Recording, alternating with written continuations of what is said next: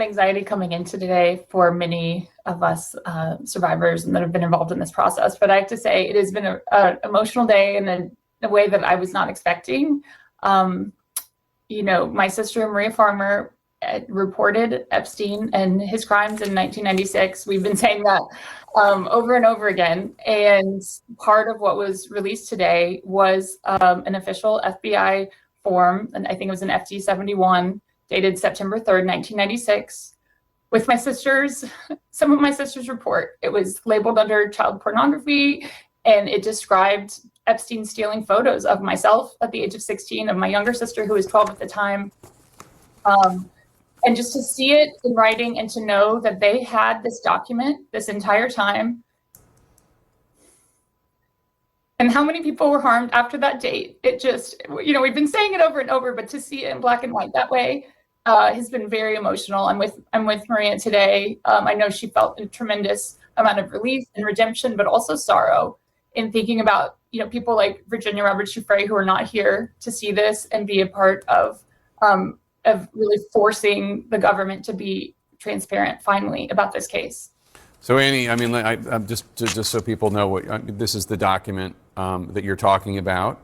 It is the 1996 complaint that your sister made to the FBI about Epstein. She alleged that he stole nude and partially nude photographs of her underage.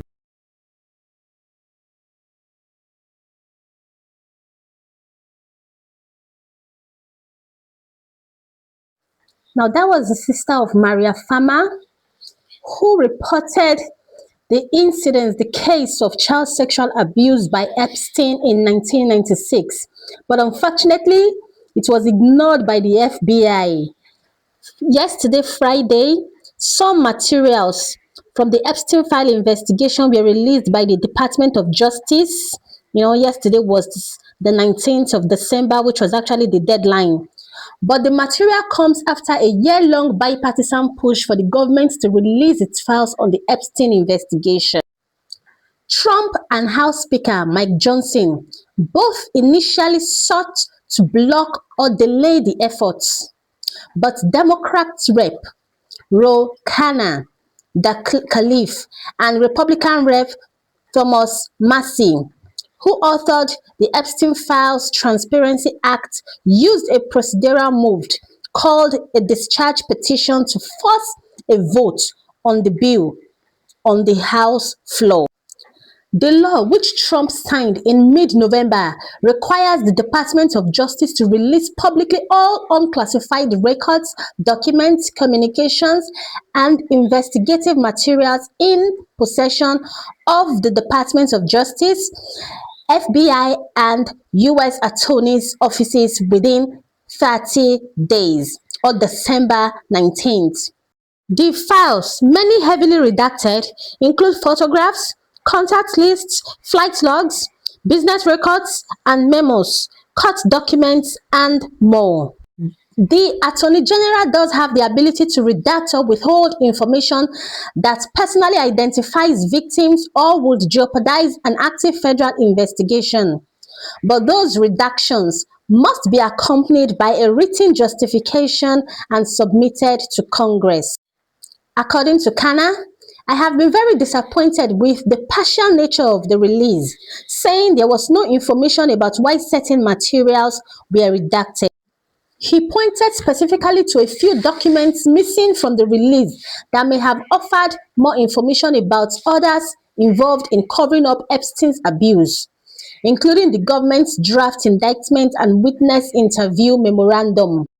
Khan further stated that it's less about, is this a full release, and more about the quality of the release. And what are they hiding, he said. That's what the survivors want, he added. Former President Bill Clinton features prominently in several of the newly released images, in some cases pictured with women whose identities have been redacted. They can release as many grainy 20-year-plus old photos as they want, but this isn't about Bill Clinton, never has, never will be, Clinton's Deputy Chief of Staff said in a statement yesterday, Friday. Deputy Attorney General Todd Bland said in a Fox News interview on Friday morning that not all the Epstein files will be released on Friday. Instead, hundreds of thousands of documents will be released over the course of the coming weeks. According to him, there's a lot of eyes looking at this, and we want to make sure that when we do produce the materials, we are producing that we are protecting every single victim, he said, adding that a judge has also required the U.S. Attorney in New York to review the materials to protect victims' safety. Democrats on the House Oversight Committee has issued its own subpoena to the Epstein estate earlier this year in the course of its own probe into the investigation. And they have selectively released a steady stream of Epstein emails, images, and documents in the last few weeks. They come from a total batch of 95,000 images from the Epstein estate, according to the Democratic ranking member on the committee, which come from Epstein's email accounts and computer. Some of the photos in a recent cache this week show high-profile figures like Google co-founder Sergey Brin and Republican strategist Steve Bannon. Khan said there are a few options for how to push for more documents to be released, including additional testimony from and news conferences with survivors, lawsuits, impeachment, and referrals for criminal prosecution if the government doesn't comply.